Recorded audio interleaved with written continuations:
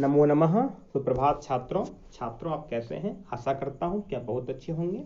बच्चों, रुचिरा के अंतर्गत आज का जो छठा पाठ है जिसका नाम सदाचार है, इसे पढ़ेंगे। बच्चों, सदाचार का क्या अर्थ होता है तो आप यदि ध्यान दें तो सदाचार इस शब्द का निर्माण हुआ है सद प्लस आचार। सद का अर्थ क्या है? सद का अर्थ है सत्य। सत्य का यहाँ तात्पर्य क्या है? सत्य का अर्थ है सही। सही अर्थात नैतिक।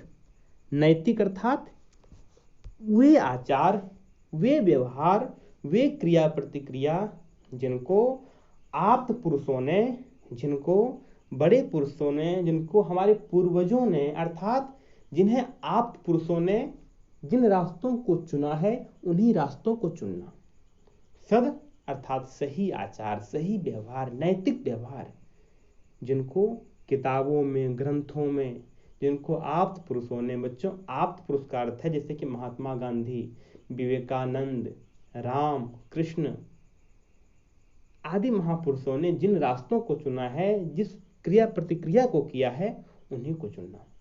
बच्चों, सदाचार का तात्पर्य हुआ सही आचार, सही व्यवहार, सत्य व्यवहार, सत्य क्रिया, नैतिक क्रिया। आइए बच्चों, हम सदाचार इस पाठ को पढ़ते हैं। बच्चों, जो पहला श्लोक है इसमें कई सारे श्लोक दिए गए हैं। हम श्लोक के माध्यम से सदाचार को पढ़ेंगे और इसे हम अपने जीवन में उतारने का, जीवन में इसे हम आचरित करने का प्रयास करेंगे। इसको हम अपने आचरण में लाने का प्रयास करेंगे। तभी पढ़ने का जो उद्देश्य है, जो बच्चों आप सोचते होंगे कि ऐसे नैतिक बातों को, नैतिक चीज़ों को किताब में क्यों लिखा गया है? इसलिए लिखा गया है कि हम इसे पढ़ करके हम सीखें। और सीखने का तात्पर्य क्या है? सीखने का परिणाम क्या है? कि इन आचरण को हम अपने क्रिया प्रतिक्रिया, दैनिक व्यवहार में उतार सकें। क्योंकि हम इन आचरण को बिना आचरित किए हम जीवन में आगे नहीं बढ़ सकते हैं। बच्चों, आइए देखते हैं। आलस्यम ही मनुष्याणाम शरीरस्थो महान रिपुः नास्त्युद्यम समो बंधुः कृत्वायं नावसीदति। आलस्यं हि मनुष्याणां शरीरस्थो महान रिपुः नास्त्युद्यम समो बंधुः कृत्वायं नावसीदति। आलस्यं हि मनुष्याणां शरीरस्थो महान रिपुः नास्त्युद्यम समो बंधुः कृत्वायं नावसीदति। आलस्यं हि मनुष्याणां शरीरस्थो महान रिपुः नास्त्युद्यम समो बंधुः कृत्वायं नावसीदति। प्यारे छात्रों, आलस्यं ही मनुष्याणां शरीरस्थो महान रिपुः। आलस्यं ही मनुष्याणां शरीरस्थो महान रिपुः नास्त्युद्यमशमो बंधुः कृत्वा यम नावसीदति। प्यारे बच्चों, आलस्यम अर्थात आलस्य, ही मतलब एव निश्चय, मनुष्याणाम अर्थात मनुष्यों का, शरीरस्थो अर्थात शरीर में स्थित, महान अर्थात बहुत ही बड़ा, भयानक, विशाल, रिपुः अर्थात शत्रु, नास्ति उद्यम समो बंधुः कृत्वा यम न अवसीदति। बच्चों, आलस्य का अर्थ क्या है? आलस्य का अर्थ है आलस्य अर्थात आलसीपना या आलस्य होना। आलस्य जो है वह क्या है? मनुष्य में अर्थात मनुष्यों के भीतर, मनुष्य में, मनुष्यों के शरीर में अर्थात उसके खुद के शरीर में स्थित सबसे बड़ा शत्रु है। अर्थात आलस्य जो है सबसे बड़ा शत्रु है, ऐसा शत्रु जो मनुष्यों के शरीर में ही स्थित है। नास्ति उद्यम समो बंधु, और उद्यम अर्थात मेहनत, परिश्रम के सम अर्थात समान, बंधु मतलब भाई, मित्र, नहीं है। भाई उद्यम परिश्रम बंधु क्यों है? क्योंकि यम कम उद्यमम कृत्वा अर्थात करके, न अर्थात नहीं, अवसीदति मतलब दुखी होता है। यम कम अर्थात उद्यमम कृत्वा न अवसीदति अर्थात अस्मात् कारणात् एव उद्यमः सर्वोत्तमः बंधु अस्ति। बच्चों उद्यम अर्थात परिश्रम क्या है? सबसे बड़ा भाई है। भाई क्यों है? मित्र क्यों है? क्योंकि उद्यम को जो लोग करते हैं वह कभी दुखी नहीं होते हैं। बच्चों अर्थात मनुष्यों के शरीर में रहने वाला आलस्य ही उनका सबसे बड़ा शत्रु होता है।